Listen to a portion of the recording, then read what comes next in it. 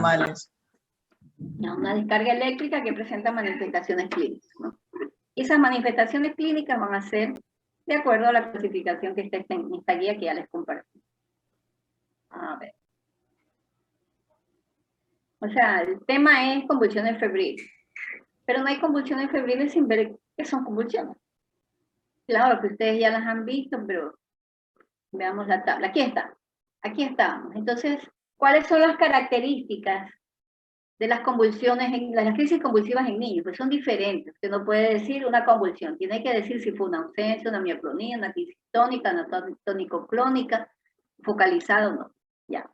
Entonces, estamos en las ausencias, ¿no? ¿Qué es una ausencia? A ver, vamos a leer todo. Eso no es participación en clase, sino otro tipo. A ver, vamos a ver ausencias. A ver, chicos, a ver quién es. Parco. No, Parco ya tiene. Aquí, doctor.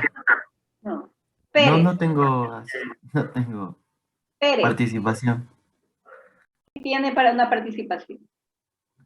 Pero una nomás, me falta Ya, otra. Pérez, hay otros que no tienen ninguna. Ya tienen 2 ceros. Pérez, ¿no está? Bueno, seguimos. Sí, doctora.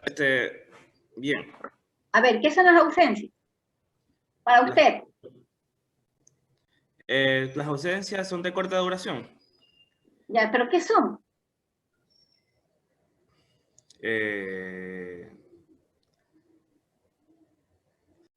Pues los que no tienen tanta duración. ¿Pero qué son? Se le da por... Es una alteración breve. Generalmente estas van a durar 15 segundos. ¿Pero alteración de qué? Del carácter. Cerebral. Ya, ¿pero qué es? ¿Qué es una ausencia? Es una actividad eléctrica normal en el cerebro. ¿Pero qué es? ¿Cuál es la característica de la ausencia? La alteración de la conciencia. La alteración de la conciencia. De manera abrupta, puede ser. ¿Y el paciente cae, no cae, qué?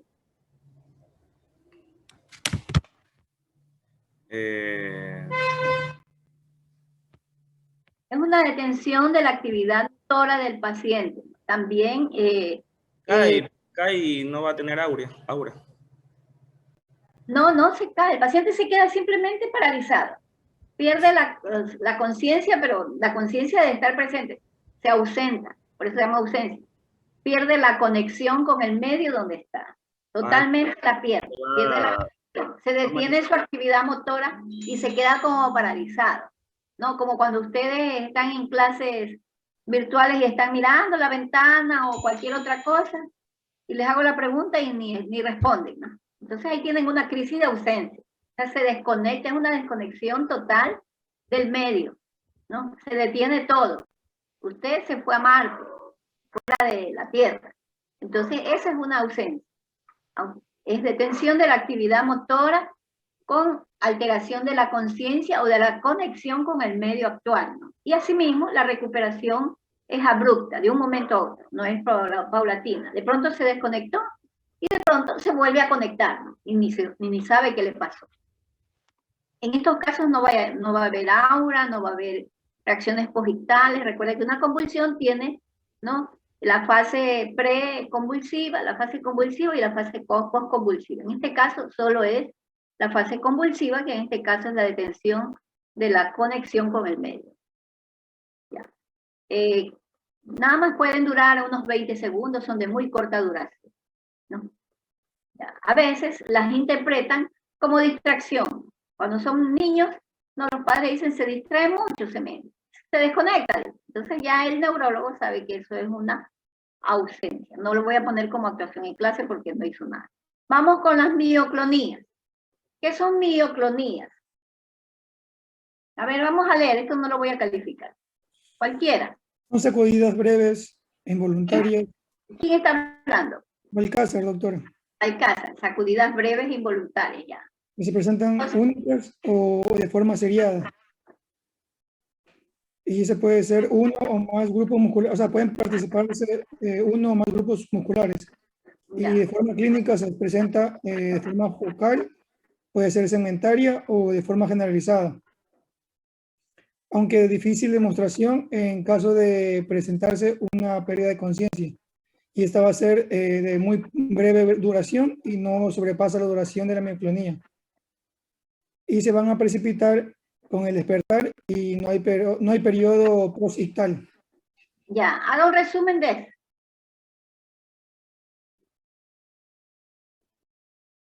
¿Cómo también le podría llamar a la mioclonía? Ya, o sea, las mioclonías, como lo dice, se van a presentar de forma breves y es como se caracterizan por la alteración, o sea, por la... No, quiero que vuelva a leer. ¿Qué otro nombre le podría poner a la mioclonía? ¿A qué se parece esa sacudida? Usted póngase a sacudir su mano. ¿A qué se le parece? Y rápido. A unas fasciculaciones. No, fasciculaciones no es sacudida. Fasciculaciones son contracciones. A un tic. Al temblor. ¿Quién habló de temblor?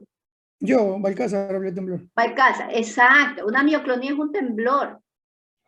Este es el otro nombre con el que les solíamos reconocer, pero realmente hay una diferencia entre mioclonía y temblor. ¿Cuál es la diferencia entre mioclonía y temblor? Es igual que un temblor. Todos hemos visto que alguien tiembla, eso lo sabemos. Pero ¿cómo la diferencia? ¿En qué es un temblor o es una mioclonía? A ver, Donoso, vamos por esos 3 puntos. El temblor no detiene. No, dígito Donoso, por favor. Traten de no interrumpir a su compañero. Donoso. Sí, doctora. Bueno, perdón, Balcázar, me equivoqué. Balcázar. Ah, Disculpen. Balcázar. en el temblor,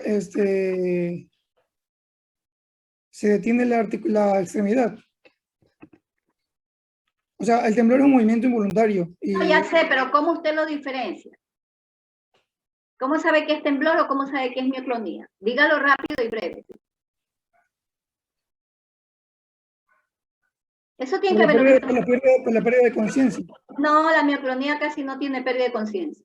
Es muy breve, en ocasiones ni existe o es muy breve. O sea, la pérdida de la conciencia, por eso, aunque es de difícil demostración, ¿no? O sea, la demostración de que ha perdido la conciencia, si la pierde es muy breve, por eso es que no se detecta la pérdida de conciencia, ¿no? Y no pasa el tiempo que duró la mioclonía. Eso es lo que quiere decir ahí en la pérdida de conciencia. Las mioclonías no cursan con pérdida de la conciencia. No cursan. Los temblores se presentan de forma rítmica. No. La mioclonía, ¿no? Se manifiesta, se puede diferenciar del temblor porque si usted detiene la extremidad que está temblando o convulsionando, si usted pone su mano sobre ella, la mioclonía mantiene el movimiento, le mueve su mano con la extremidad del bebé, ¿no?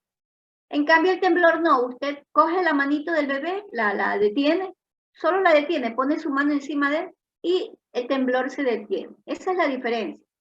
Si es mioclonía, usted ve que la extremidad sigue sacudiéndose, pero si es temblor, la extremidad deja de sacudirse. Esa es la diferencia. Si usted fija la extremidad, afecta, se detiene en el temblor. Ya, entonces esa es la diferencia. Y recordemos que no, la pérdida de conciencia o periodo posictal no existe en la mioclonía, ¿no? Y si existe en algunos casos, que no es realmente importante, ¿no? Es de corta duración, ni siquiera se da cuenta que ha perdido la conciencia. ¿Ya? Generalmente estas mioclonías aparecen al levantarse el chico, ¿no? Entonces recuerden, ¿qué son las mioclonías? Sacudas breves e involuntarias. Y vamos a ver otras sacudidas. A ver, Donoso. A ver, Balcázar, deje calificarle. Balcázar, a usted sí le voy a calificar, Balcázar. Ya. A ver, Donoso. Tenemos lo que son las crisis tónicas, que son contracciones musculares sostenidas que comprometen simultáneamente varios grupos musculares, tienen una duración variable y que puede tener un lapso de segundos a minutos puede tener compromiso de toda la musculatura axial o de las extremidades de manera simétrica o asimétrica, con producción de posturas en extensión o flexión. Ya. Haga un resumen. O sea, el paciente se va a encontrar contraído y... Contraído. Ajá, o Van sea, a ser médicos, van a enfrentarse con unos monstruos que son los neurólogos. Si usted dice, el paciente se encuentra contraído, lo bota de la hospital. Le prometo que lo bota. el paciente va a presentar musculatura contraída. Contraída. Ese es un calambre. Pero son sostenidas. Es un calambre. Son contracciones musculares sostenidas. Ya, contracciones musculares sostenidas. Pero ¿cómo lo puede decir?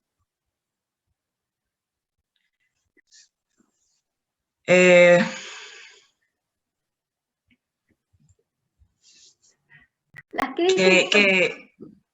Que todos los músculos se van a contraer y puede presentar posturas que son en extensión o en flexión.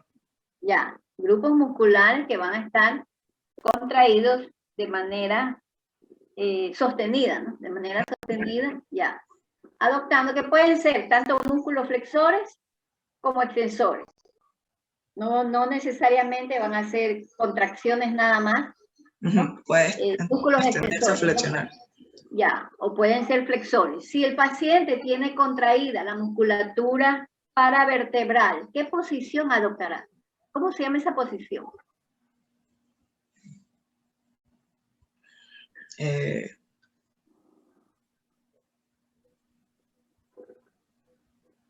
No sabe. Y si fuera la musculatura abdominal que se contrae y el paciente es como que se dobla hacia adelante, pero todo el paciente se dobla hacia adelante y hace un arquito hacia adelante. Esa No no es del que podría ser en la tetánica. Tétano. Claro, en las crisis tetánicas ocurre justo, en el tétano ocurre eso, estamos bien. Pero ¿cómo se llaman las posiciones? Tiene un nombre, y eso lo tienen que haber visto en clínica, semiología. Epistótono. Ya le escribieron, es epistótonos y opistótonos. Sí, el opistótono es hacia atrás, que el paciente se hace un arco, ¿no? Cuando se contrae la musculatura paravertebral, cuando es la musculatura anterior, es epistótono, ¿no? O también del lado. Entonces, eso son las contracciones ya. Contracción, ¿y cómo lo diferenciaría de un, bueno, le dio un calambre en el paravertebral, que sería exagerado que lo diga, pero ya, pensemos que alguien dice sí, una contractura. Pero ¿qué se asocia a esto que no está en la definición? ¿Qué le falta ahí? ¿Qué le faltaría ahí para completar la definición o el concepto?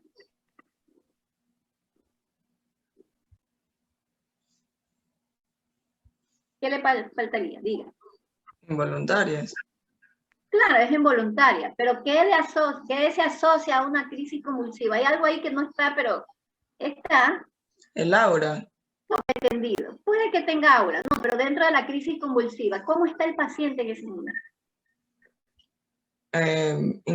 O sea, no, Por ahí está. No está inconsciente, está inconsciente. Está con pérdida de la conciencia. Inconsciente es lo mismo, pero el término que se debe utilizar es pérdida de la conciencia.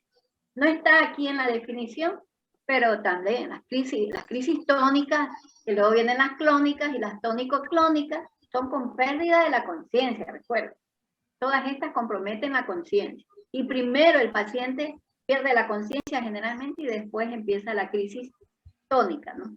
¿Es frecuente en qué pacientes, aparte de los tetánicos? ¿En qué paciente usted ve que a veces todo el tiempo está hipertónico? Pero cuando le dan las crisis son tónicas. ¿Qué pacientes están así? ¿Qué tipo de pacientes pediátricos? También adultos, ¿no? Pero estamos hablando de pediátricos. Perdón, ¿qué pacientes puede ver así?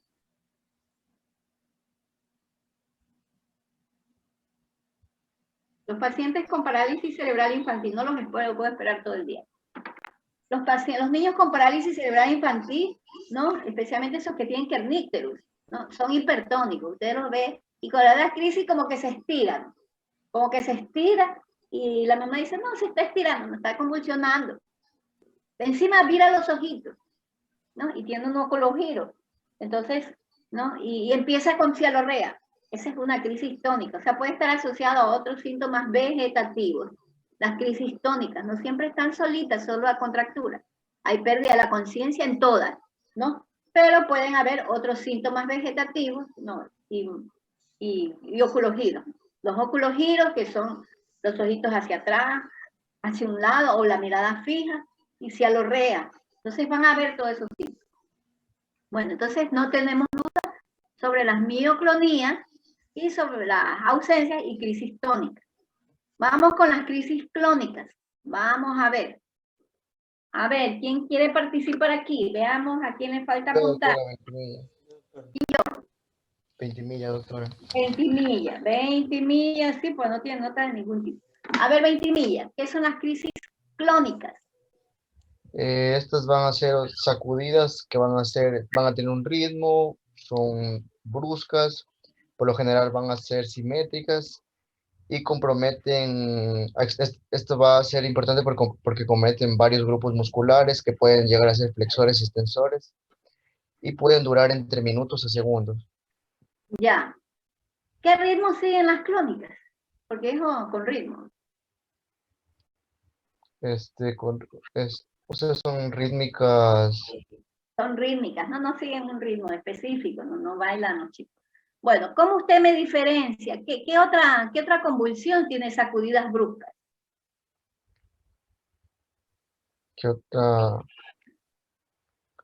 Sí estuvo atendiendo. Sí, podría ser las febriles, tal vez. No. ¿Qué otros tipos de convulsiones? ¿No? Estamos viendo tipos de convulsiones específicas, cada una sin etiología. Las mioclonías, doctora. Las mioclonías. ¿Cómo diferencian la mioclonía de una crisis clónica? Porque, bueno, el principal que yo diría es que en las crisis tónicas se afectan varios músculos, mientras que en las mioclonías puede afectar un solo grupo muscular. Ya. ¿Qué otra cosa puede diferenciar que es la más importante? Que las mioclonías son solo sacudidas, mientras que la crisis ya son como que ya algo más brusco, más notorio. Pero hay algo más. A ver, Chora, ¿cómo es una mioclonía? O sea, las mioclonías Humana. eran más leves, mientras que las crisis ya eran... No. Vamos a hacer un ejercicio. A ver, Chora. Su mano derecha póngala a temblar, como una crisis, una mioclonía. Ya, esa es una mioclonía, ya. No la flexione. Ya le estoy dando la respuesta. ¿Cómo será una crisis clónica? Ventimilla. Ya nada más. Ya deje de convulsionar, Chora. Sería porque va a afectar ya varios músculos, se va a hacer prácticamente el cuerpo, varios... Ya, varios músculos. Pero ¿cómo será el movimiento? A ver, quiero verlo Ventimilla. Quiero verlo, no lo veo. Ahí. Ya, ¿cómo será? Suponiendo que los músculos flexores ya, de las extremidades, ¿cómo serán los movimientos? Va a afectar ya varios, así algo así. No, eso es temblor, eso sigue siendo una mioclonía o un temblor. O sea, ¿qué dice abajo? ¿Qué dice abajo? Ahí está la respuesta. O sea, lo de la flexores como extensores. No dije que hablara nadie más. Sería, doctora, que mueve tipo así porque son ya flexores extensores. Ya, entonces, haga con su cabeza la flexión y la extensión. ¿Perdón? Con su cabeza, haga flexión y extensión. Así. Exacto, está haciendo la convulsión clónica. Y hay un patrón, en cambio, en el temblor, solo se sacude, no flexiona ni extiende. No hace ese movimiento, esa es la diferencia. El paciente está temblando, pero está flexionando y extendiendo. A ver, con los brazos ahora, flexiona y extienda. Y con la cabeza, ¿no? Algo Esa así. es una, sí, como el saludo maometano. ¿No se han visto el saludo maometano o el saludo de los hindúes o de los los musulmanes, ellos saludan flexionando la cabeza, ¿no? Y algunos flexionan las extremidades superiores. Esa es característica de lo que se llama síndrome de West, que es muy frecuente. Si ustedes diferencian esas crisis clónicas, esas características, esas sacudidas son características del síndrome de West. Cuando se encuentren con el síndrome de West, tienen que describirlas así: sacudidas, bruscas y rítmicas, ¿no? Y son de cabeza, de cuello y de extremidades superiores. Entonces el chico flexiona y extiende y está flexionando y extendiendo los brazos y la cabeza simultáneamente. ¿Y por qué es importante? Son las crisis convulsivas más frecuentes en niños menores de 1 año. Y seguimos con la importancia de West. Tiene un mal pronóstico. Cuando aparece este tipo de crisis convulsiva, tiene que decirle a la mamá que de ahí en adelante el chico ya detuvo su desarrollo. Y lo más probable es que se retroceda en su desarrollo. Es muy doloroso dar un diagnóstico de síndrome de West, porque un niño que hasta los 4 meses iba bien, incluso sonreía, se volteaba, sostenía la cabeza, después de esa crisis, la mamá dice, se quedó un poquito aguadito, pero ya se va a recuperar. No, se va a recuperar. Va a retroceder. Y se le hace la tomografía, probablemente tenga alguna genesia, y de ella la genesia del cuerpo calloso. Es muy doloroso dar un pronóstico de vida a estos chicos. Generalmente mueren a los pocos meses. Antes del año, antes de los 2 años ya mueren. El síndrome de West es una de las patologías más frecuentes en pediatría. Y las convulsiones no aparecen desde el nacimiento, sino a partir del 4º mes en adelante. Otros variarán, habrá variaciones, no hay que ser tan definitivo, pero es lo más frecuente. Entonces, no olvidar, las crisis clónicas, el componente más, en pediatría la más frecuente es el síndrome de West, como crisis clónica. Y recuerden, flexión y extensión. Acuérdense de los musulmanes o del síndrome de West. Muy bien, 20 millas. Recuperando. Vamos a cambiar un 0 de los pies. Bueno, vamos con las crisis tónicas generalizadas. Otro voluntario. Yo, doctora, yo no tengo participación. Yo, doctora. Cedillo. Zumba, doctora. Cedillo. Sí tiene participación. Una Pero tiene. solo una. Zumba.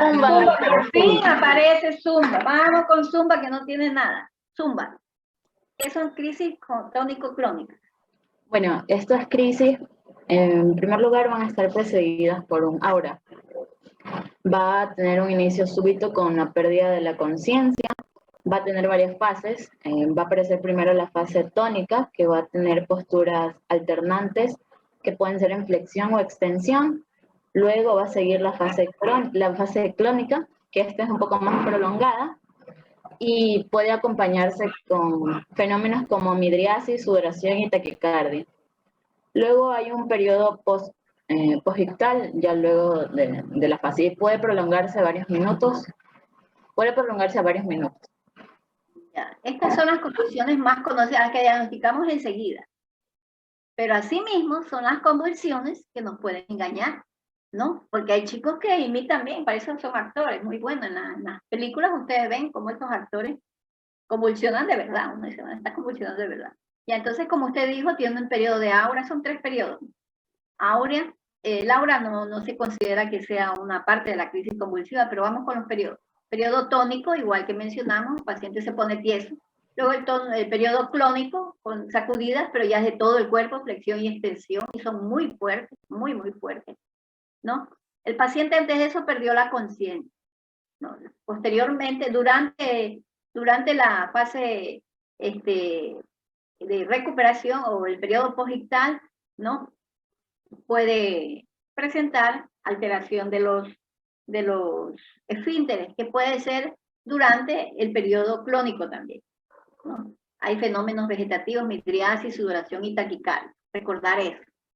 En un paciente que me está fingiendo, ¿cómo lo puedo detectar? Me olvidaba, después de la crisis va a presentar el periodo postictal, que puede ser de diferentes maneras, ¿no? El paciente mantiene la pérdida de la conciencia y se queda dormido, ¿no? O se pone aguadito, después de pasar por toda la crisis, se pone aguadito, hipotonía, ¿no? Y la conciencia no la recupera enseguida, demora algunos minutos, ¿no? Recuerden que siempre va a haber pérdida de la conciencia. Ahora sí, vamos, Zumba. Sí. ¿Cómo usted puede detectar en un paciente que me está fingiendo?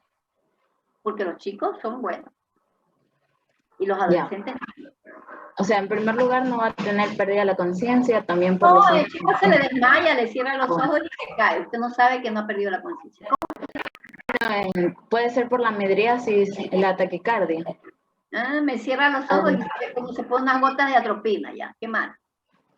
Bueno, además de que no va a tener, o sea, luego de la crisis no va a tener el periodo postictal. No, Pues, sí se quedan. Los chicos son buenos, leyeron más que ustedes esto. Abundaron en información y saben exactamente qué hacer. bueno, también podríamos, o sea, inducir al dolor para ver si está mintiendo, ¿no? Ah, sí, inducir el dolor, ya. Le da una puñalada y llora, bueno. No, pellizcando. Un golpe en la cabeza, pero algo le hace para que le duela, ya. Ya, pero hay otra cosa, no puede agredir al paciente porque la mandan presa.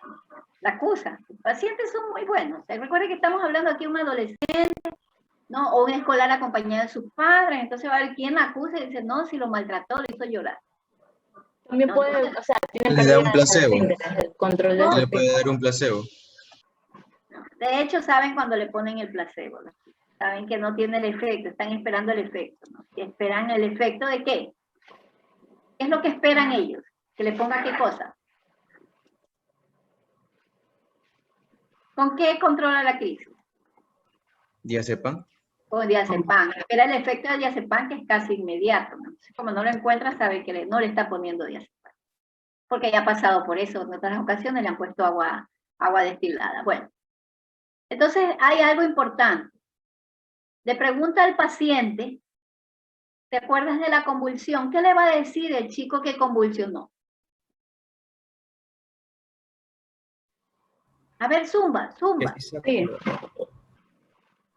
¿Qué va a decir el chico que... No va a recordarle el momento de la convulsión. No va a recordar la convulsión, que está fingiendo? Bueno, el que está fingiendo sí lo va a recordar. ¿Qué le va a decir? Va a decir que sí se acuerda que tuvo una crisis. Ya, pero ¿cómo? Se la va a describir exactamente como usted la está leyendo. No, al principio sentí que algo, como que una aura, y como no saben lo que es aura, yo vi unas luces, bueno, y ahí buscan ellos información de cómo son las auras. Es decir, vi unas luces y de pronto me caí y empecé a tener sacudida. Le describe exactamente lo que dice el texto. Un convulsivo verdadero jamás se acuerda de la crisis convulsiva. Eso es lo primero. Pero ya, el chico es inteligente y leyó que no se puede acordar de la crisis, pero lo tiene ahí con la crisis. Y ya le pasó la crisis y vuelve a convulsionar porque sabe que no le puso el diazepam, volvió a convulsionar. ¿Cómo sabe usted que no le está fingiendo? Porque no pudo interrogarlo. Hay un reflejo que se pierde durante la crisis convulsiva. ¿Cuál es? El reflejo Control de los esfínteres, doctora. No. Eso puede que no lo tenga. El reflejo corneal, ¿no? ¿Cómo van a estar los ojos del chico que convulsiona y cómo van a estar los ojos del chico que no convulsiona? Ahí está la respuesta. Bueno, el que convulsiona va a estar midriático y el que no. ¿Los ojos cómo van a estar? ¿Abiertos o cerrados? Los párpados, perdón. Los párpados van a estar abiertos. Abiertos y en el que no convulsiona. O sea, van a estar normal, o sea. Van a estar cerrados. Van a estar cerrados. Y de pronto si le pone los ojos hacia atrás, claro, ellos han visto mucho sobre eso. Pero en el momento en que usted le acerca algo hacia los ojos, la mano nomás, pero de manera brusca, ¿qué va a pasar con el chico que está convulsionando? ¿Lo cierra o no lo cierra? Si le acerca la mano de manera brusca hacia los ojos. No los va a cerrar, doctora. ¿Y si está fingiendo? Si está mintiendo, sí, por el reflejo. Exacto, miren que son varias estrategias, pero esa es la más efectiva, ¿no? El chico con convulsiones verdaderas tiene los ojos abiertos y no responde, o sea, pierde parte del reflejo corneal. En cambio, el chico que está fingiendo, ¿no? Cierra los ojos cuando usted le acerca bruscamente la mano, ¿no? Cierra los ojos un momento, eso no lo puede evitar, es difícil evitar. Entonces, Es importante recordar eso. Y el que recuerda toda la crisis, ese no, jamás tuvo una convulsión. Y si la tuvo, realmente se aprendió de memoria lo que le dijeron que tuvo. Pero realmente es difícil que se acuerde qué le está pasando.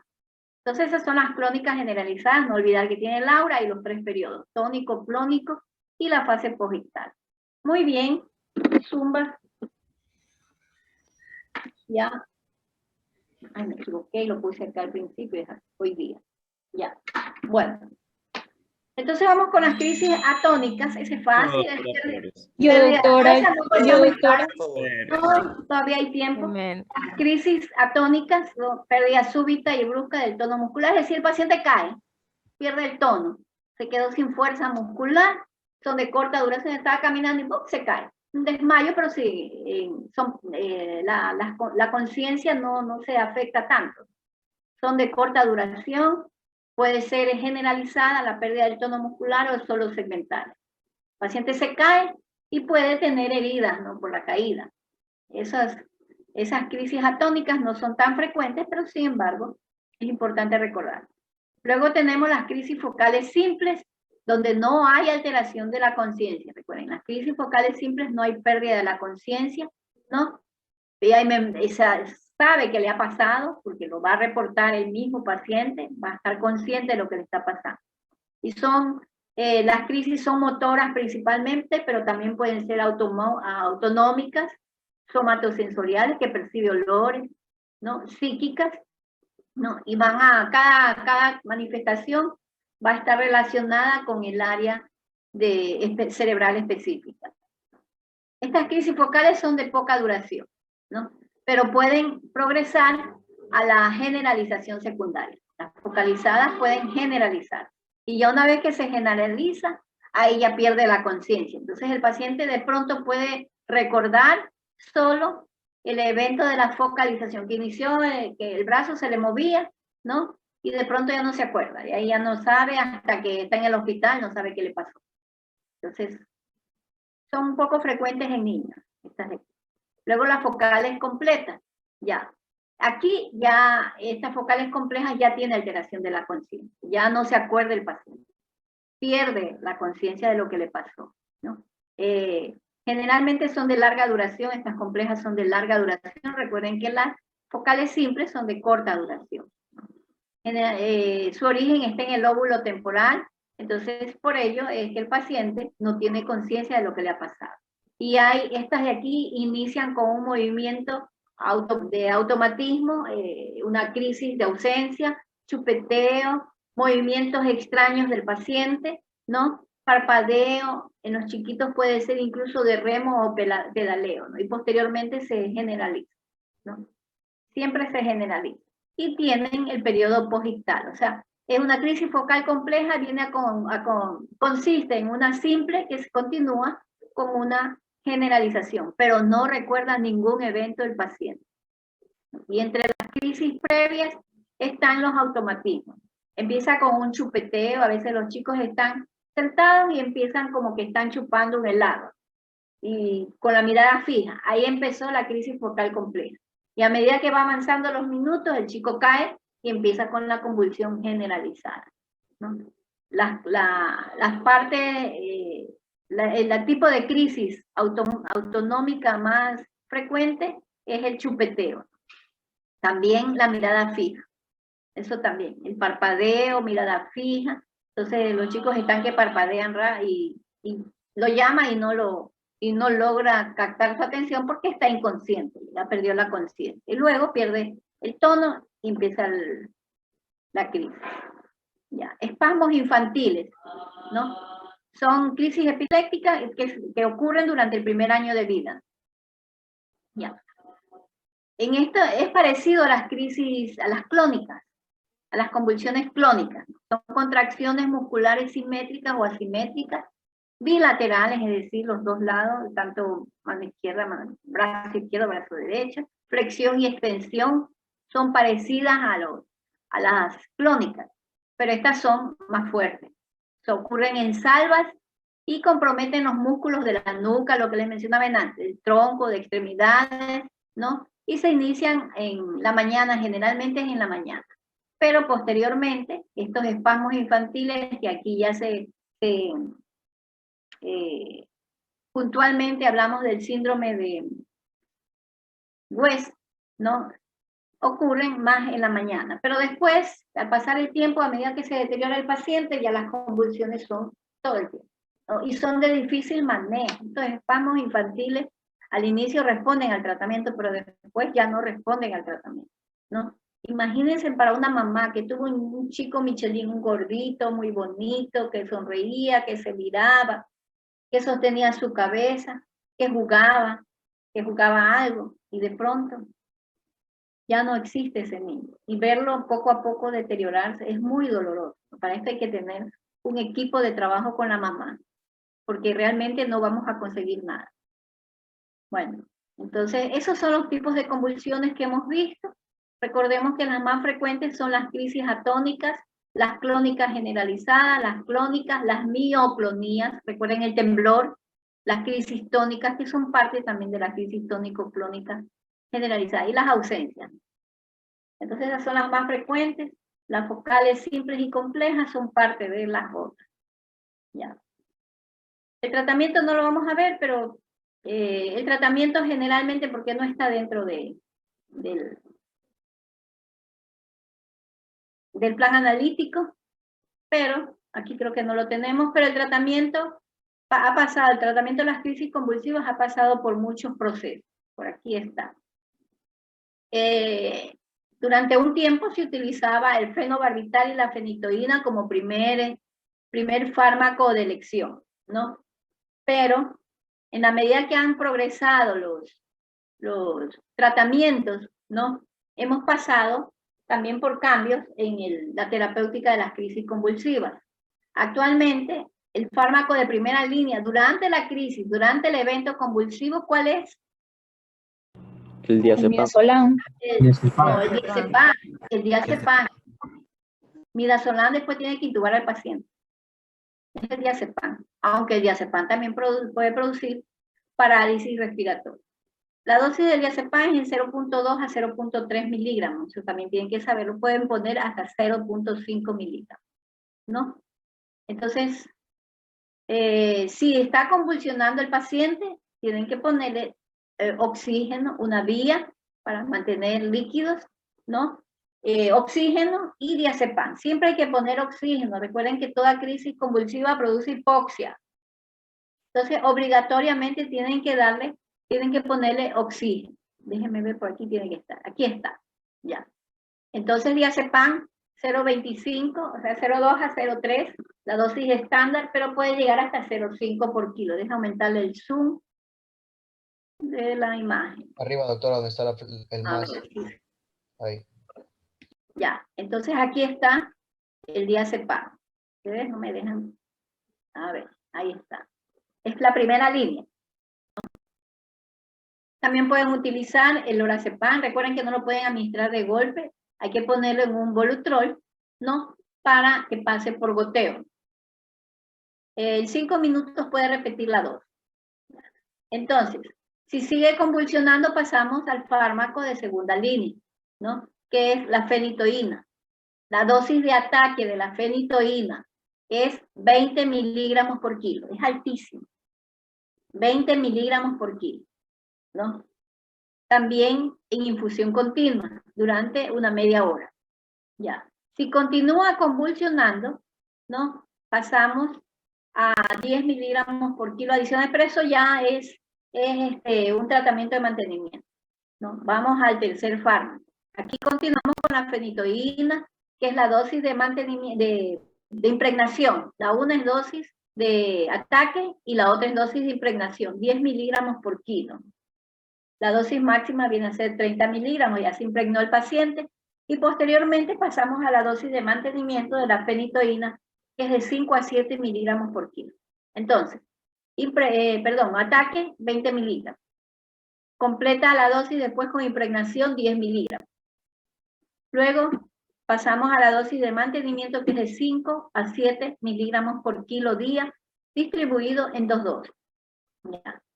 Entonces, ese es el tratamiento con la fenitoína. Ya, si continúa convulsionando, pasamos al ácido valproico. La dosis de ataque, 20 a 40 miligramos por kilo. El ácido valproico actualmente es el fármaco más utilizado y porque es más eficiente y más fácil de utilizar.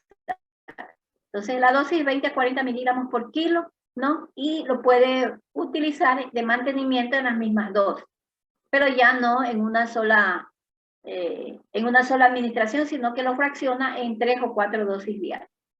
Ya.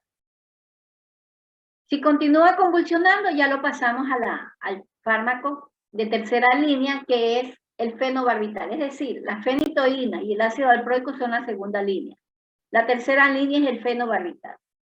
El fenobarbital, y ya de ahí solo puede seguir al paciente sedándolo hasta ponerlo en coma barbitúrico, ¿no? Que se supone que eso ustedes no lo van a hacer.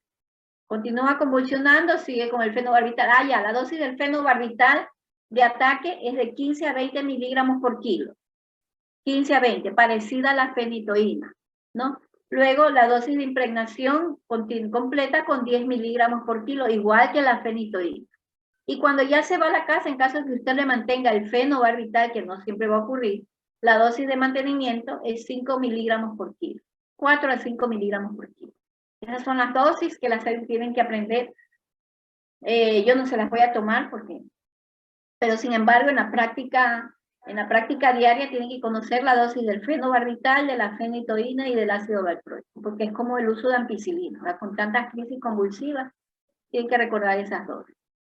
Ya. Y luego va el midazolam, ya lo que dijo su compañera en primer lugar, se saltó al último escalón, que es el estado epiléptico, que no se den las crisis con nada, entonces pasa al relajante muscular, ponerlo en coma barbitúrico, ¿no? El tiopental, con el tiopental. Bueno, entonces ese es el tratamiento de las convulsiones, ¿no? Ya, esto es lo que nos interesa. A ver, vamos con Kaiser. Sí, doctora. A ver, Kaiser. Llega el chico con la convulsión tónico-clónica generalizada. ¿Qué hace usted? En la primera línea se usaba lo que era el diazepam. Ya. ¿La dosis? De 0.2 a 0.3 miligramos. ¿Hasta cuánto le puede dar? ¿Hasta cuánto? Hasta 0.5 se podía dar. Hasta 0 miligramos nada más. Por kilo. Por kilo. No se olviden la palabra por kilo, porque 0.5 le pongo 0.5 el chico pesa 40 kilos. Sí, no, miligramos por kilo. Miligramos por kilo, ya. Si no se da la crisis, ¿con qué sigo? Ahí sigue, puede seguir con lo que es el lorazepam. Bueno, o lorazepam. Si no cede con lorazepam, tampoco va a ceder con lorazepam. No cede la crisis, ¿qué sigue? Sigue lo que es el ácido valproico o valproato de sodio. No. No. No.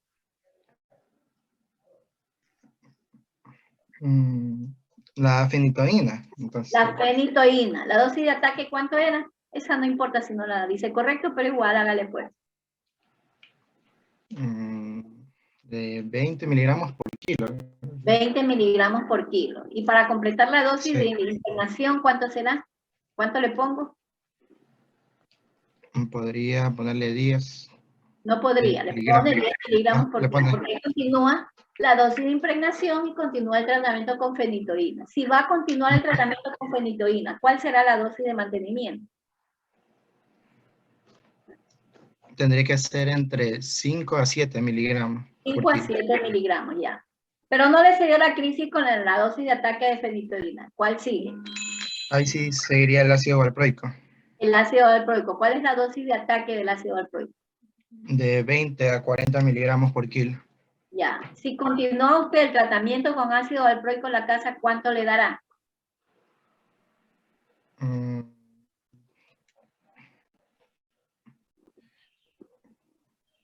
No lo va a encontrar, yo lo mencioné.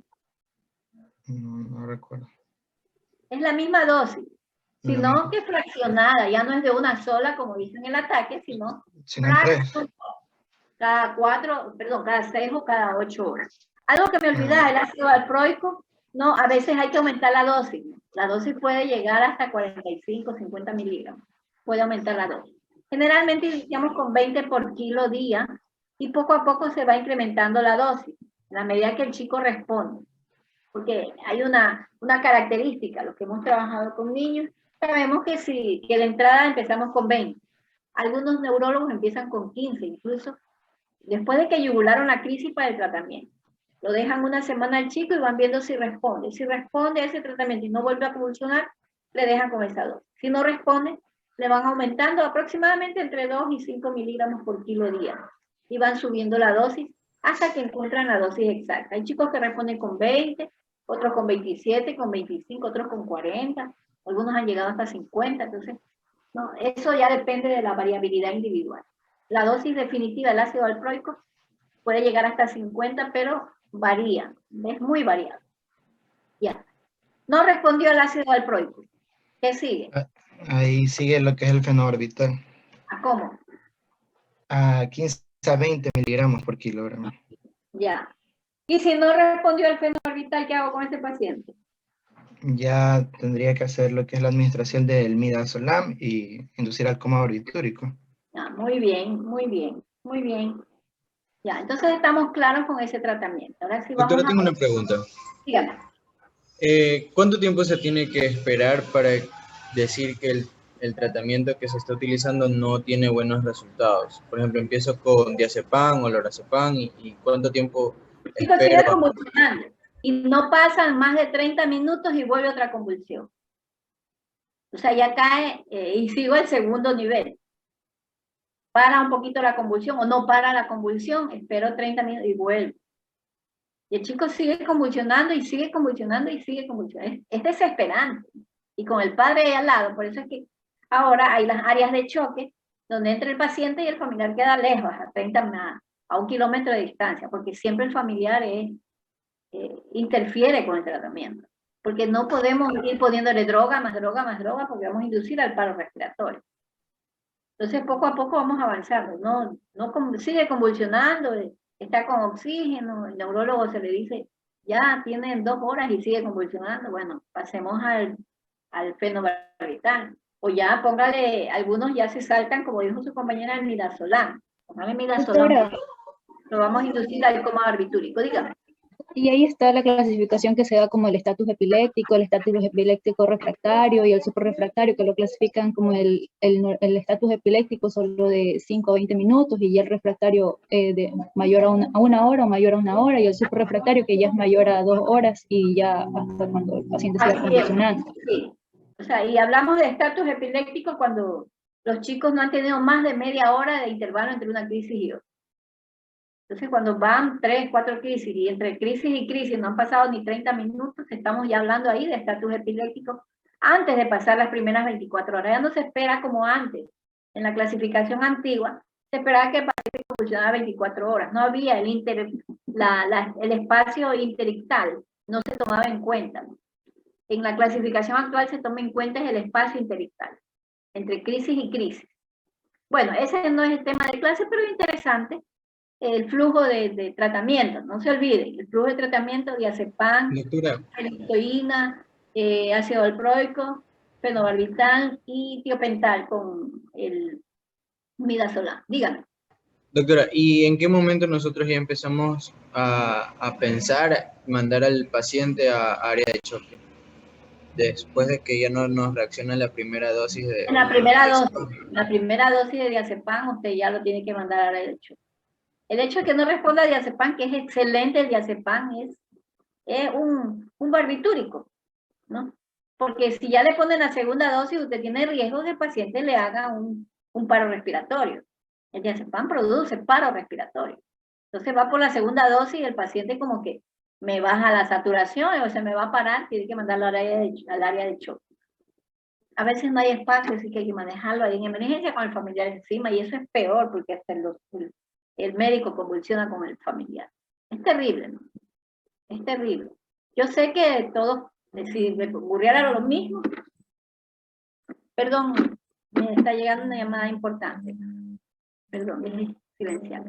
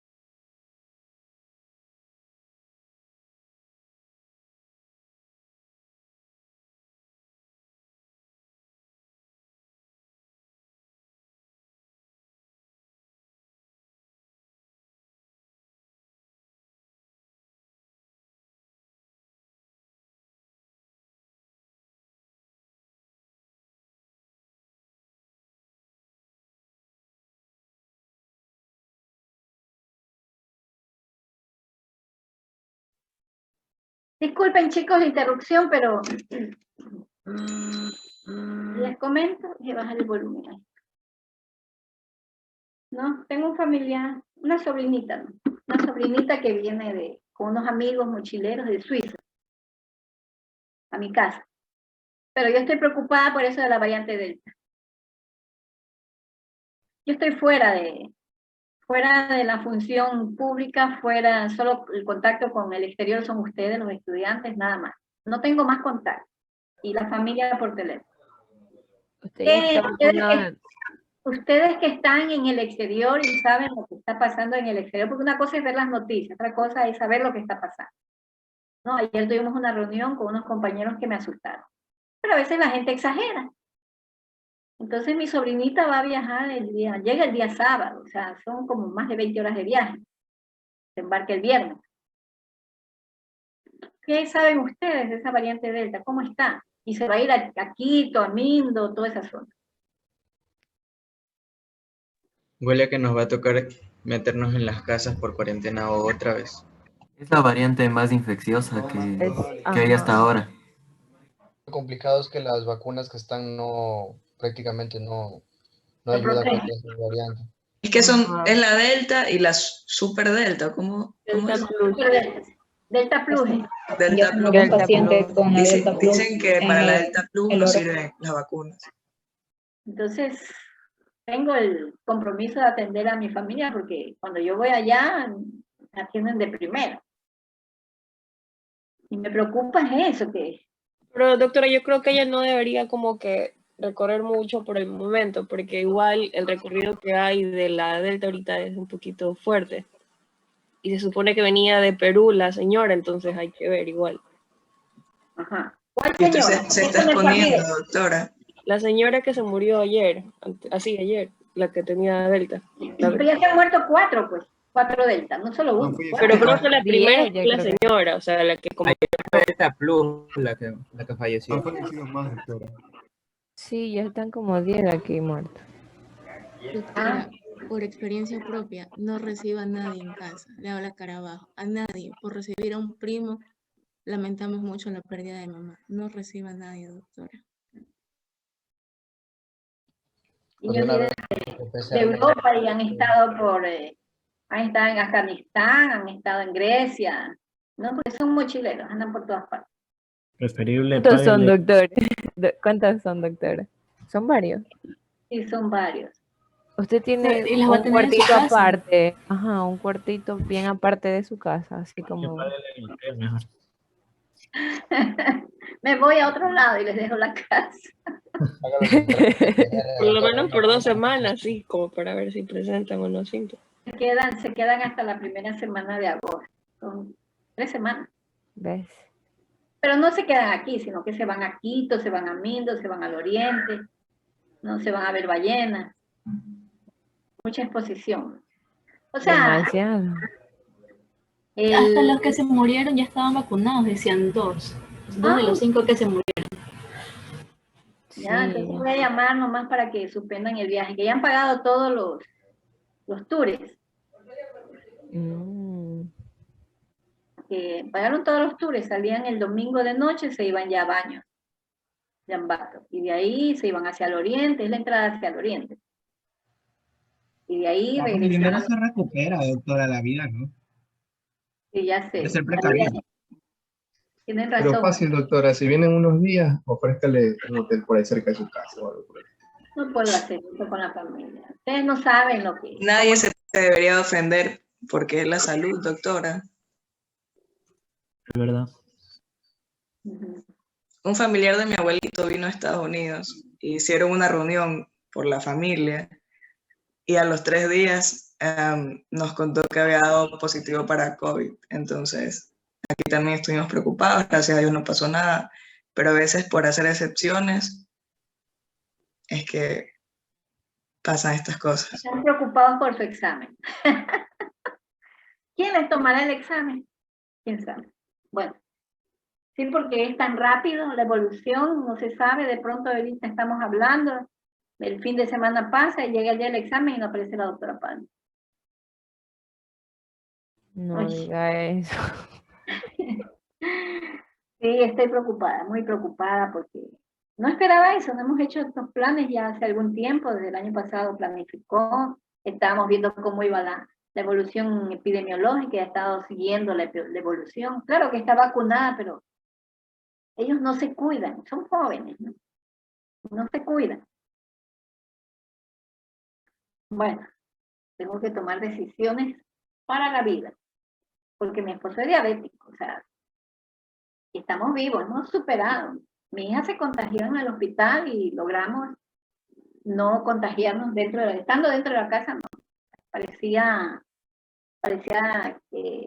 esos monstruos que uno tiene guardados en un lugar y había una mesita ahí al lado del cuarto y yo le ponía ahí la comida, ¿no? Y ella ahí dejaba su comida y yo cogía con guantes. O sea, fue muy duro trabajar con ella, tenerla confinada 3 semanas, totalmente confinada, encerrada en su cuarto. Y si salía, ella avisaba, voy a salir al jardín a caminar un rato, salgan de mi camino. ¿Sí? Y clorito por todas partes. Pero logramos, ¿sí? Teniéndola dentro de la casa, aunque mi casa es muy grande, muy grande. Entonces logramos tenerla ella confinada, con su cierta libertad y no nos contagiamos. Definitivamente no, nadie se contagia. Somos 4 nomás, de todas maneras no somos tanta gente. Y no permitimos sí que nadie más venga acá. Bueno chicos, entonces les agradezco sus consejos, porque ya me están dando actualizaciones. Si saben alguna actualización de la variante Delta, por favor, avísenme, porque yo estoy desconectada de todo. Trato de no enterarme de nada, pero ahora es importante saber. ¿Quién está chateando? Dramatización de tipo de convulsión. Ah, qué bonito. Bueno, después lo veremos, ¿no? Después lo veremos. Ya, entonces vamos con las convulsiones febriles. Esto lo vamos a pasar rápido realmente porque no es tan difícil. ¿Qué son las convulsiones febriles? Son crisis convulsivas desencadenadas o acompañadas de fiebre. En mi época, cuando era estudiante, hablaban de convulsiones por fiebre y convulsiones febriles. Actualmente el concepto es el mismo porque el fundamento es el mismo.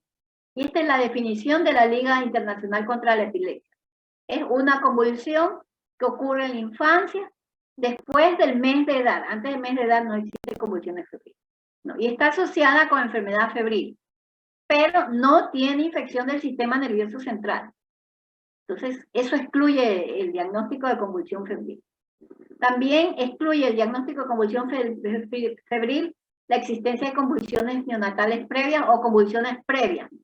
Una convulsión no provocada. O sea, que haya sido espontánea, que no haya tenido hipoglicemia, a eso se refiere con no provocada, ¿no? Entonces, ese es el diagnóstico con convulsión febril. Una convulsión que ocurre entre el mes y los 5 años, ¿no? Pero no está asociada a ninguna enfermedad infecciosa del sistema nervioso central. O sea, puede tener fiebre por otra causa y convulsionar, y esa es convulsión febril. Pero si tiene infección del sistema nervioso central, es una convulsión ya no febril. Ya. Y abajo está el concepto más corto. Convulsiones que se producen con fiebre en niños con convulsión febril, con convulsión no febril previa, o sea, por otra causa, que son los que no se incluyen en esta definición. Ya, vamos con la siguiente. Ya. ¿Cómo se diagnostica? Aquí están los criterios, ¿no? Los criterios para convulsión febril. Ya. Entonces tiene que haber fiebre mayor a 38. Con 37 que un niño convulsione no es convulsión febril. Tiene que ser la fiebre mayor de 38. Ese es un criterio. La edad mayor de un mes, pero generalmente es entre 3 meses y menor a 6 años. Mayor a 3 meses y menor a 6 años. Que no tenga, lógicamente, infección del sistema nervioso central, que no tenga ninguna alteración metabólica que cause convulsión, como la hiponatremia, la hipoglicemia. Y la ausencia de convulsiones afebriles antes. O sea, un chico que tenga antecedentes convulsivos ya no califica jamás para una convulsión febril, así la fiebre le cause convulsión. Entonces, no olvidar, esos son los criterios de diagnóstico y tema de examen. No, paciente de 6 meses, con fiebre de 40 grados, ¿no? Que previamente no ha presentado ninguna sintomatología del sistema nervioso central, actualmente no tiene signos focalizados de infección, no rigidez de nuca, no Kern, ni Brusinski, ni tiene fontanela bombada, ¿no? Se le encontró una neumonía, ¿no? Una neumonía. Ya. Glicemia y electrolitos normales, y no tiene antecedentes de convulsiones previas. Ya está. O presentó convulsiones febriles, o presentó convulsiones hace un mes, o sea, hace 2 meses, porque tenía una infección urinaria con temperatura de 39 grados. Eso sí es una convulsión febril porque puede repetir. Ya. Epidemiología, ya saben, es la convulsión más frecuente, ¿no? Afecta a menores de 6 años, entre los 2 meses. Afecta a 2, no, afecta al 5% de ese 2 no sirve. Afecta el 5% en menores de 2 años y un 20% en menores de 1 año. Ya. El pico de incidencia es 18 meses. El 50% presenta la crisis entre 12 meses y 30 meses. Esa es la primera crisis. Es decir, durante los primeros 2 años y medio va a tener la mayoría de las crisis convulsivas. Si un niño no presentó convulsiones febriles antes de los 2 años y medio, difícilmente va a presentar en otra edad. Ya. El 15%, mire, es el rango máximo que aparece después de los 3, 4 años de vida. No hay fiebre, no hay convulsiones febriles después de los 6 años. No. Y los niños son más convulsivos que las niñas. Tienen un índice de 1.6 por cada caso de convulsión febril en la mujer. Es fácil la convulsión febril, por eso no enfatizo. Ya la etiología, ¿no? La edad, factores genéticos, la fiebre, ¿no? Que es el desencadenante, ¿no? La edad, sabemos que en menores de 5 años el desarrollo cerebral está en marcha, es decir, se asocia a un desarrollo todavía insuficiente del tejido cerebral. Factores genéticos, también se habla de factores genéticos, ya que los niños que tuvieron hermanos con convulsiones febriles o padres con convulsiones febriles tienen mayor riesgo de presentarlo, ¿no? La fiebre. Generalmente, cuando el chico tiene convulsiones febriles, presenta la fiebre en las primeras 24 horas, ¿no? Sí. Y si tiene la convulsión febril después de las 24 horas, hay que investigar bien esa fiebre. El uso de antipiréticos en un chico que tiene fiebre y que tiene antecedentes de convulsión febril no le va a reducir el riesgo de convulsión febril.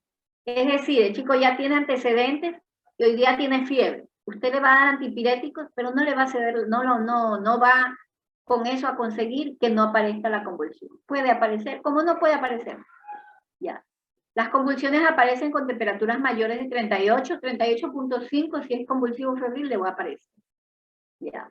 Se habla que esta temperatura no causa convulsiones porque activa mediadores inflamatorios proconvulsivantes como la interleuquina 1 beta. Eso es una teoría, no está claro el mecanismo. También se habla que hay cambios neuronales en los canales del sodio, ¿no? Y hace a los pacientes más susceptibles, ya que se puede despolarizar con más facilidad la membrana. Y eso se debe a la inmadurez cerebral. Y la hiperventilación o la alcalosis también pueden desencadenar o pueden tener algún papel en la crisis convulsiva. Lo más importante y lo que sí he demostrado es la falta de desarrollo todavía incompleto en menores de 6 años. Ya sabemos que están mielinizando, por eso se produce mayor susceptibilidad a convulsiones febriles y unos niños son más convulsivos que otros, especialmente si tienen herencia. Y eso es todo, y la temperatura mayor de 38. Esos son los factores asociados con más fuerza a la presencia de convulsiones febriles. Si alguna vez tienen,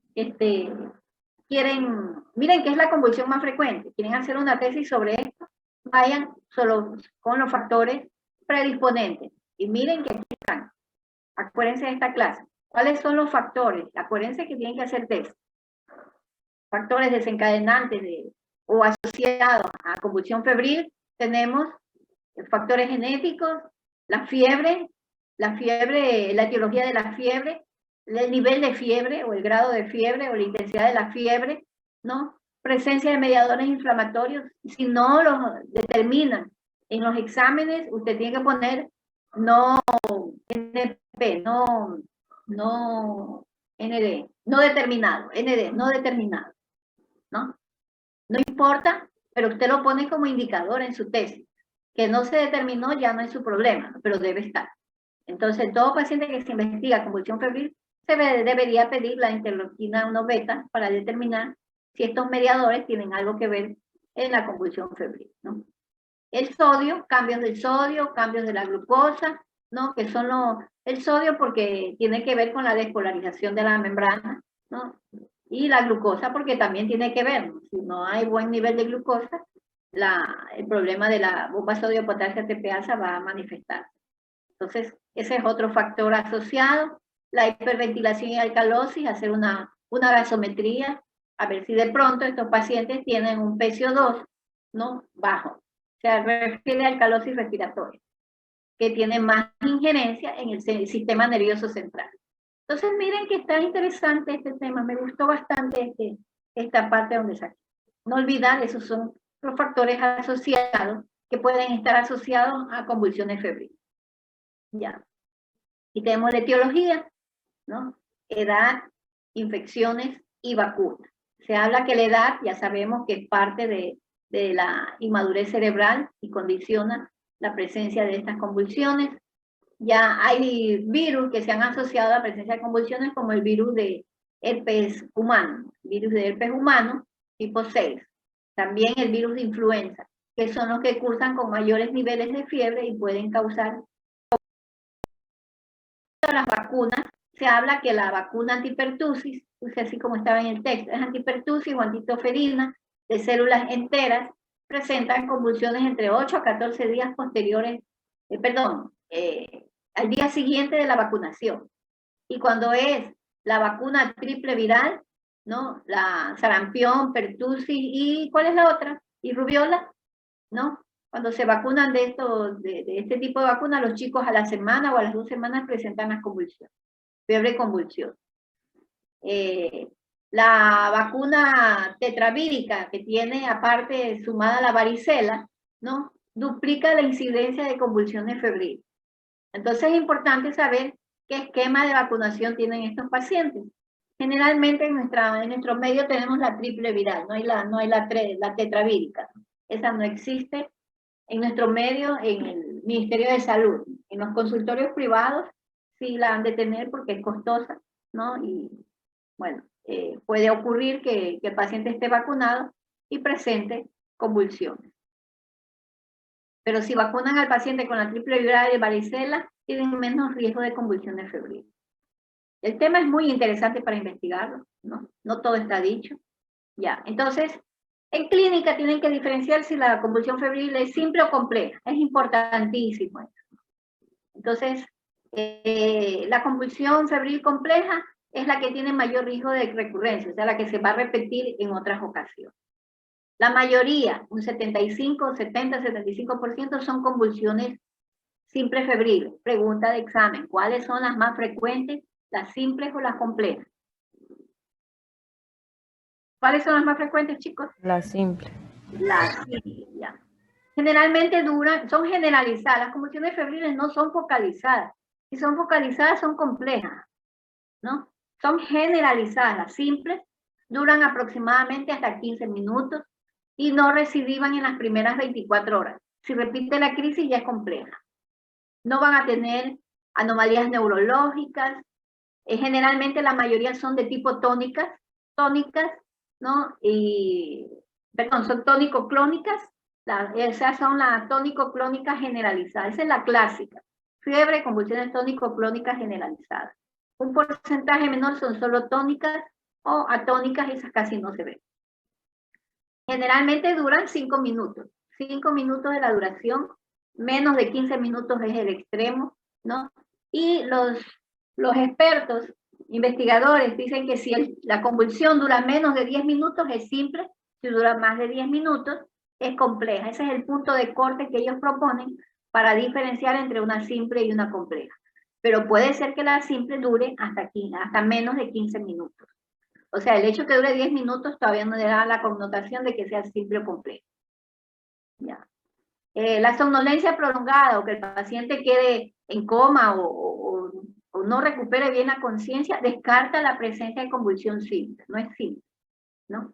Hay que sospechar otras etiologías o el estado epiléptico que ya la convierte en compleja. Ya. Si el paciente dejó de convulsionar, pero los ojitos siguen con oculogiros, o están abiertos y el chico no recupera, eso ya no es una convulsión, eso manifiesta que sigue la convulsión. La presencia de ojos fijos o desviación ocular es una convulsión, ¿no? Los oculogiros son convulsiones, o la mirada fija es una convulsión. Pasó la convulsión y el chico que sigue con los ojitos mirados, sigue la convulsión. El hecho de que no mueva los brazos y las piernas no significa que no siga la convulsión. ¿Ya? Entonces es importante eso. Ese tiempo hay que contarlo para decir si tiene más de 10 minutos o menos de 10 minutos para establecer el punto de corte que es 10 minutos entre simple y complejo. Ya. Ya. Las convulsiones complejas, ¿no? Convulsiones febriles CFC, convulsiones febriles complejas, son atípicas, son complicadas, no se ven con tanta frecuencia y algunas son focalizadas, ¿no? O duran más de 15 minutos. Si focaliza el chico o dura más de 15 minutos, esa ya no es una convulsión febril simple. Ya. Generalmente en las primeras 24 horas van a tener una nueva convulsión. Esa es compleja. Entonces es importante esto porque no se clasifica la convulsión febril, solo se la pone simple y compleja. ¿Y cuáles son las que requieren valoración neurológica futura? Las complejas, las simples no. ¿Cuáles son las que van a requerir una interconsulta de neurología? Las complejas. Pero si usted no la tipifica, no va a poder hacerlo bien. Ya. Si el chico tiene alguna anomalía neurológica previa, ustedes tienen que considerar que es una compleja, ¿no? Ya. Estas anomalías no son frecuentes en la focal, en las crisis convulsivas febriles simples, ¿no? Ahora, una crisis convulsiva simple aparentemente puede ser que al día siguiente vuelva a convulsionar y se convierta en una compleja. O sea, no sabemos cómo evoluciona. Generalmente debutan así, ¿no? Empezó como una simple y se convirtió en compleja. El estatus epiléptico febril es una convulsión no compleja que tiene una duración mayor a 30 minutos. Aquí la define: convulsión febril de más de 30 minutos de duración se llama estatus epiléptico febril. Ya, no es convulsión simple solamente, ni convulsión compleja solamente, ¿no? Es una convulsión compleja con estatus epiléptico febril. Y en cuanto al diagnóstico, el diagnóstico es clínico, exclusivamente clínico, no va a pedir una radiografía ni una tomografía. Los otros exámenes sí, para determinar el foco de infección, pero no es necesario hacerle un electroencefalograma si es simple, si es simple. Solo cuando hay signos sugerentes de neuroinfección, usted le hace la punción lumbar. Y el electroencefalograma cuando ya diagnostica la crisis compleja. El electroencefalograma no se debe solicitar en la crisis simple. Ya ni tampoco una tomografía o alguna imagen que quiera valorar. No lo debe hacer. Ninguna convulsión febril simple requiere ninguna investigación de tipo neurológico. Ya. La Academia Americana de Pediatría recomienda hacer punción lumbar en los siguientes casos. Si el chico tiene signos meningios, ¿no? Si el chico tiene signos meningios o algún signo que sugiere infección del sistema nervioso central, si es pequeñito la fontanela, ¿no? Deterioro del nivel de conciencia, cefalea previa, lógicamente que vamos a pensar que es una meningitis, no es una fiebre, no es solamente una crisis convulsiva febril. Ya. En los chicos entre 6 y 12 años, en 12 meses, perdón, ¿no? Si la vacuna para hemófilos influenza de tipo B o estreptococo neumonía no se conoce o incompleta, está incompleta, podemos pensar en que este paciente podría tener, ¿no? una meningitis por estos gérmenes. Recuerden que son los más frecuentes. Entonces, tenemos que hacer la punción lumbar, ¿no? Recordemos también que de pronto un chico que está recibiendo antibióticos por algún otro foco, como una neumonía, ¿no? Puede enmascarar una meningitis. En ellos también una convulsión febril puede indicar que el paciente tenga una infección del sistema nervioso central, ¿no? Porque el uso del antibiótico me enmascara los síntomas de meningitis. Puede ser que no encuentre los signos de meningo-radiculares como Kearney, Brusinski, rigidez de nuca o abombamiento de la fontanela.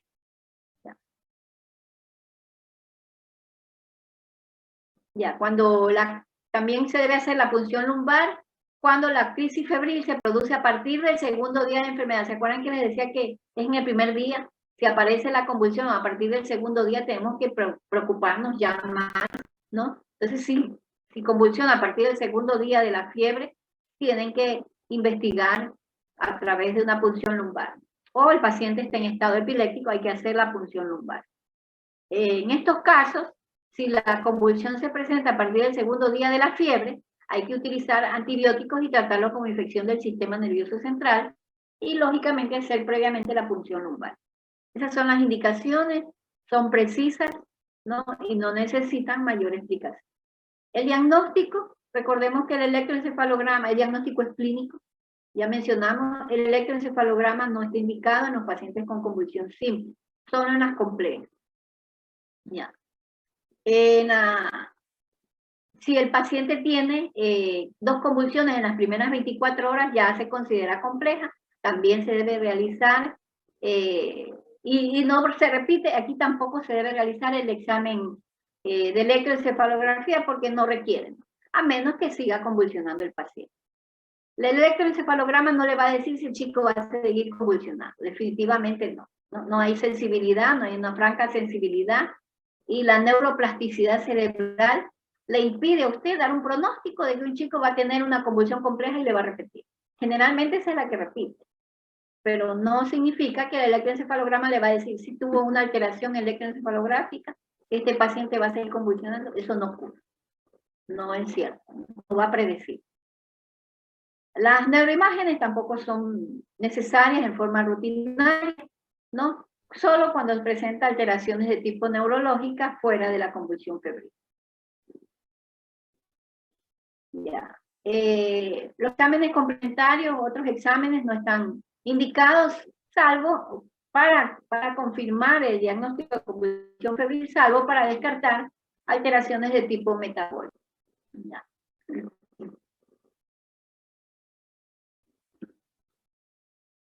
El pronóstico, sabemos que son benignas, ¿no? No van a recurrir, en 1/3 de los niños no va a volver a ocurrir la convulsión febril. Generalmente depende de la edad de inicio. Recordemos que a partir del 4º año, si nunca tenemos convulsión febril, ojo, si el chico convulsiona a partir del 4º año. ¿Ya? La probabilidad de que estos chicos desarrollen epilepsia por una convulsión febril no existe, o la existencia es muy escasa. Generalmente, si es simple, no va a tener epilepsia. Si es compleja, ahí estamos hablando de otra cosa. El tratamiento, ¿no? Simplemente de apoyo, ¿no? Recuerden que bajar la fiebre no va a quitar la crisis. Sí es importante bajar la temperatura para quitar la angustia de los padres, pero eso no significa que el chico vaya a dejar de convulsionar, ¿no? Y deben conocer los padres qué deben hacer cuando el chico está convulsionando, ¿no? La posición del chiquito, que es en decúbito lateral, ¿no? O poner por lo menos la mirada hacia el lado derecho. Y también tener en cuenta el tiempo de duración. Deben informar a los padres qué es lo que deben hacer en ese momento. La posición y contar el tiempo de duración para poder tener un diagnóstico. Uy, me olvidé aquí. Bueno, me olvidé aquí de editar. Bueno, aquí generalmente no deben utilizar tratamiento, ¿no? En ocasiones, la mayoría se da en forma espontánea. Recordemos que, déjenme poner la batería que se me está agotando. Ya, la mayoría se da en forma espontánea. Recuerden que no va a durar más allá de 10 minutos, ¿no? Recordemos la posición de seguridad de los chicos. No vamos a cargar la jeringuilla con el diazepam, no es necesario. No es necesario, ¿no? En las convulsiones complejas sí.